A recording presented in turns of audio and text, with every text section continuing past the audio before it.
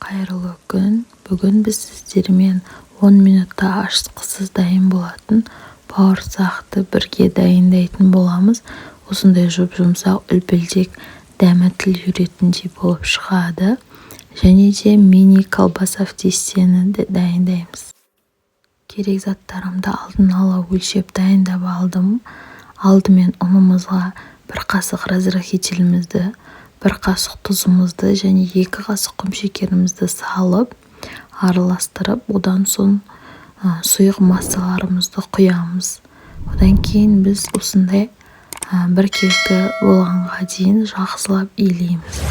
Бізде осындай жұмсақ, қолға кішкене жабысатын қамыр дайын болады. Оны демалдыруға 5-10 минутқа қойсаңыздар болады. Немесе алып бірден дайындай берсеңіздер болады. Мен 5-10 минутқа демалдыруға қойдым.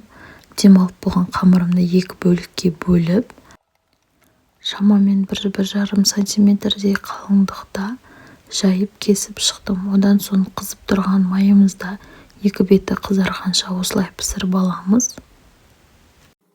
Үйлеріңізде сосиска немесе осындай колбаса болса, қалған қамырларыңыздан осылай колбаса в тесте немесе сосиска в тесте дайындасаңыздар болады.